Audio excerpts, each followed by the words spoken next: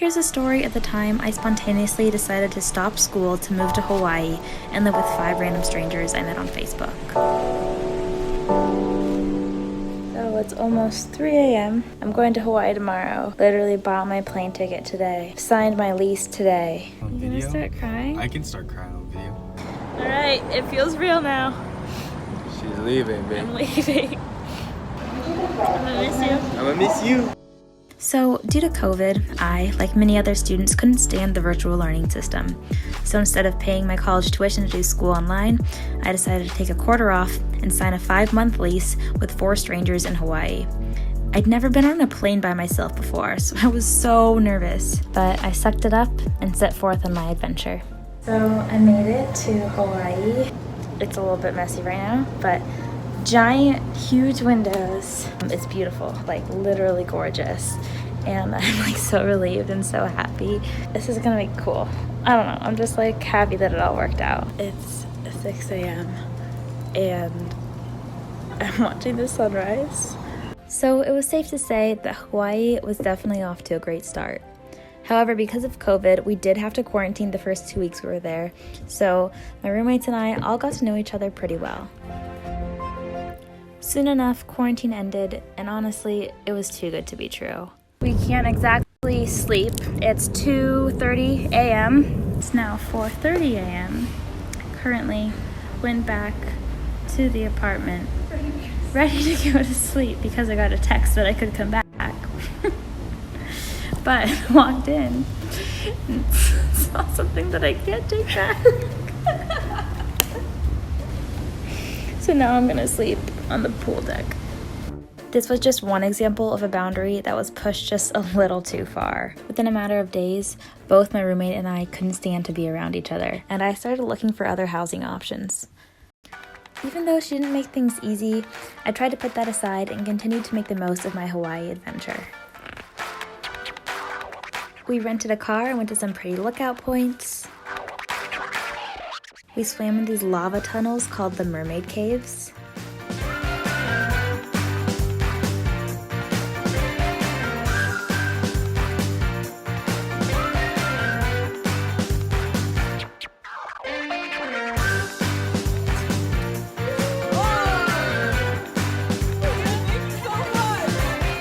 And we saw so many pretty sunsets. One day we took a car and drove to the North Shore to explore the beautiful beaches there. We also all jumped off this giant rock that made me want to pee my pants, but I didn't, and it was super fun.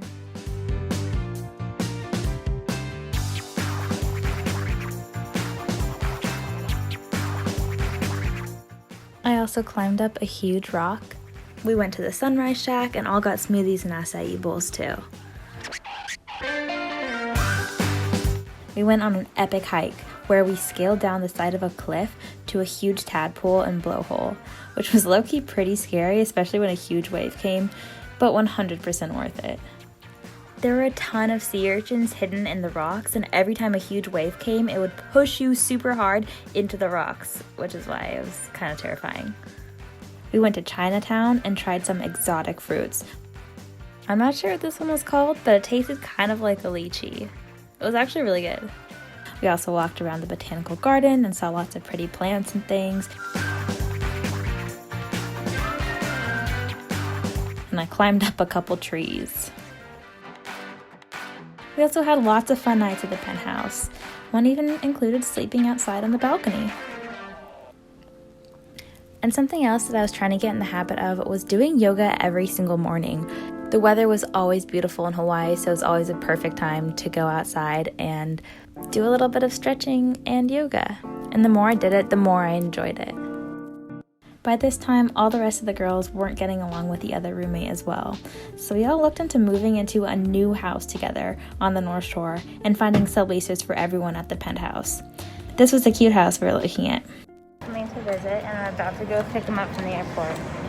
No idea where he is. Then I finally got to reunite with my wonderful boyfriend who came all the way from California to Hawaii to come see me. Hey, I love you. I love you. We made it! I made it. He came to visit for a couple weeks and we moved into a little studio for the time being. And I didn't realize how much I missed him. By this time, tourism had opened up on the island and it started being cloudy and raining. We're just trying to have a nice day and it starts raining and pouring and thundering. Let's go. Only 2 days after we moved into the studio, the fire alarm went off at 5 a.m. and we had to go down 37 flights of stairs in our pajamas. Remember a dull day in Hawaii.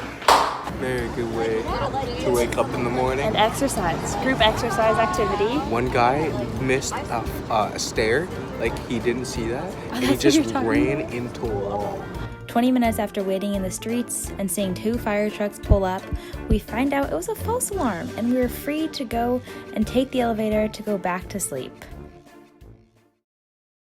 What's up, man? I think they think you're one of them. I eat a lot of them. We also went to a macadamia nut farm and sampled so many macadamias. 10 out of 10 would recommend. Honey roasted. I like to close my eyes. Cinnamon glaze. Hey, you like? It tastes like Cinnabon. It's my favorite. Dude, they're pretty good. It's like sugar. It's so good. I like These this are one. good. That's my food call. Then we got Korean barbecue and went to this place called China Walls until it was dark.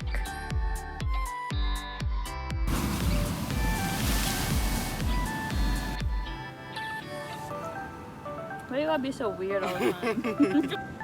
That was one of my favorite days.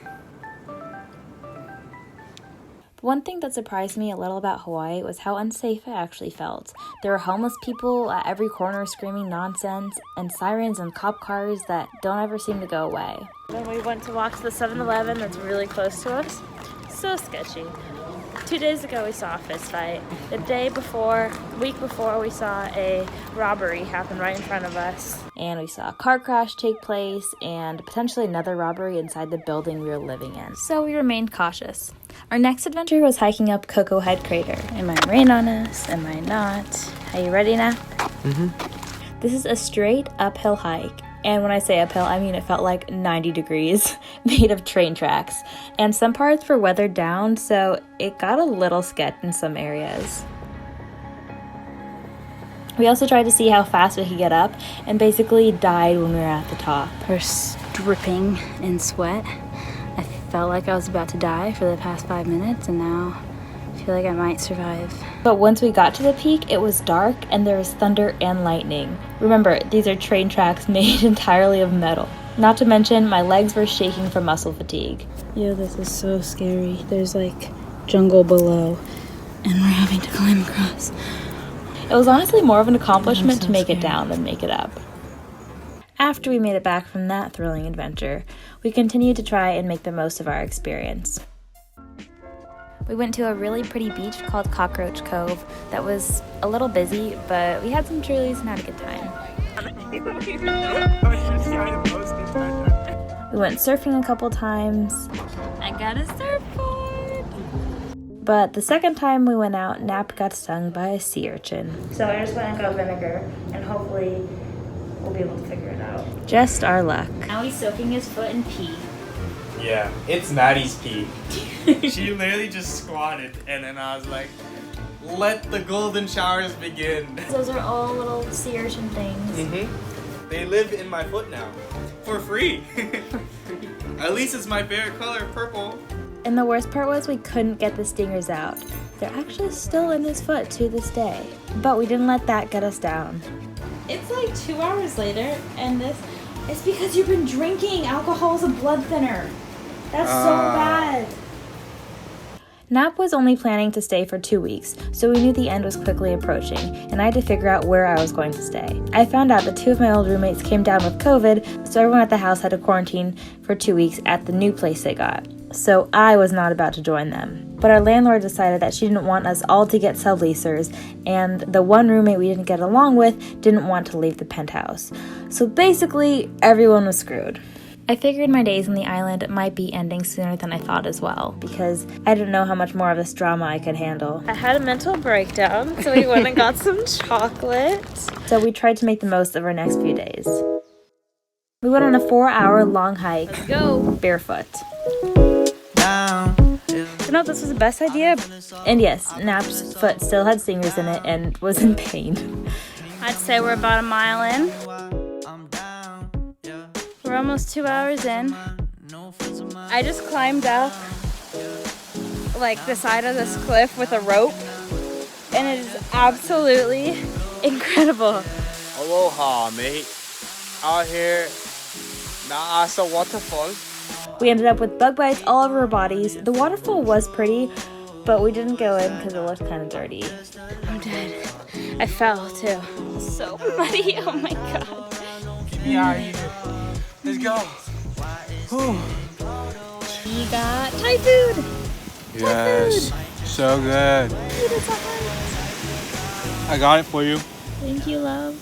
The next day we went to the North Shore again and to some food trucks where we had amazing coconut shrimp and ice cold coconuts. Highly recommend. How is it? We went out for dinner and drinks and then ran into the ocean in the middle of the night.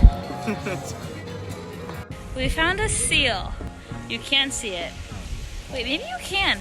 We just went and took a little dip in the ocean. I'm wet and sandy and wet. That was an amazing night too. And to top off the whole trip, we decided to get tattoos. Nap got his entire shoulder tatted up with a tribal design that took 6+ hours. What, like 5.5 hours? And I got a floral design with an earth sign on my ankle, and I was so scared. It was my first tattoo. I also got a belly button piercing, because why not? Dude, this belly button piercing is not in my belly. Well, I guess that's why not. My belly button's down here, the piercing is up here. All piercings and tattoos aside, it was Halloween. I'm a cotton swab. I'm period blood. It's COVID, so we can't really do anything really cool, but we might go and meet some random people that we met on Bumble, so. Yeah. We ended up doing a bar crawl and met another couple, which was super fun. At this point, I decided it wasn't worth the trouble to try and stay in Hawaii any longer, especially when you take into account how expensive it is to live here. And it was nearly impossible to get a job. Plus, once Nap left, I didn't have a place to stay. So I decided I wanted to head home with my boyfriend. On our last day, we saw some more pretty views. And here's a compilation of some animals we saw on the trip. Then we got on a plane and headed home with lots of memories and lots of lessons learned.